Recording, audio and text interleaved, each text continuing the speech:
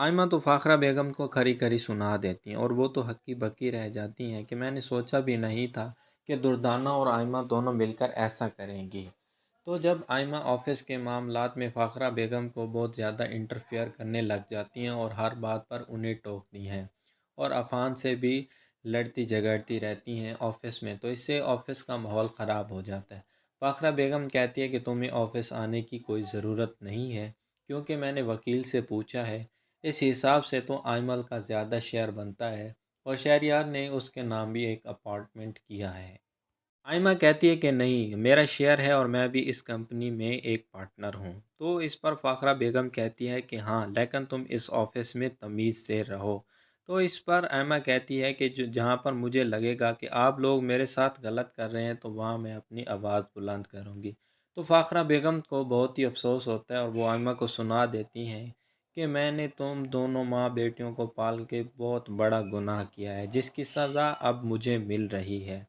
लेकिन जल्द ही वो आइमा और ज़्यादा कारोबार में इंटरफेयर करने लग जाती है।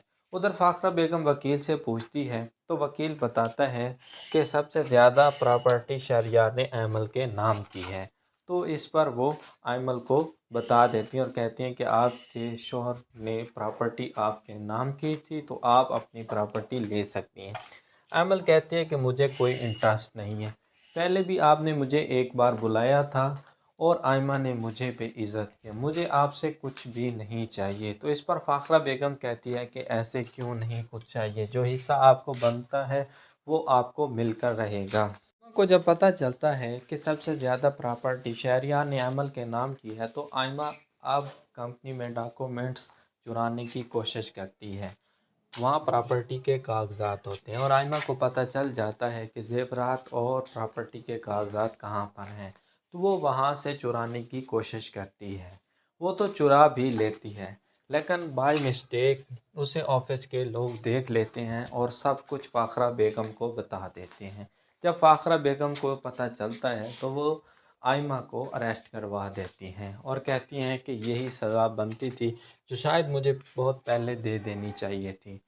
तो इस पर दुर्दाना बेगम कहती हैं कि प्लीज़ आप मेरी बेटी को इस तरह से ज़लील ना करें। तो इस पर फ़ाखरा बेगम कहती है कि तुम्हें अंदाज़ा भी है उसने क्या किया है, अब तो वो चोरी करने पर भी उतर आई है।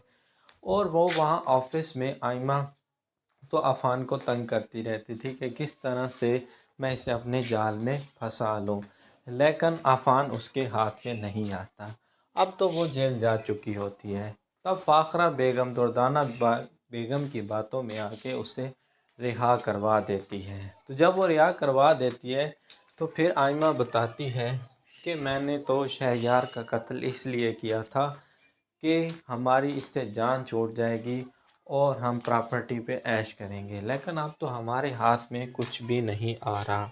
तो दुर्दाना बेगम कहती है कि आप परेशान ना हो, आप कोशिश करती रहें, हम ये जो जितना हिस्सा मिल चुका है उस पर ज़िंदगी गुजारते हैं। आयमा कहती है कि नहीं, मुझे जब फ़ाखरा बेगम को पता चलता है कि शहरयार का कत्ल जानबूझकर आयमा ने किया है और उसी वजह से फिर वो बहुत ही गुस्सा करती हैं और कहती हैं कि अब तुम्हारे साथ वही होगा जो एक कातिल की सज़ा बनती है। दुर्दाना बेगम कहती हैं कि प्लीज़ माफ़ कर दें, लेकिन अब फ़ाखरा बेगम ने कहा है कि मैं तुम्हें नहीं छोड़ूंगी और तुम्हारी जो सज़ा बनती है वो तुम्हें मिलकर रहेगी, अब तुम्हारे लिए कोई माफ़ी नहीं है। तो इस पर आयमा बहुत ही परेशान होती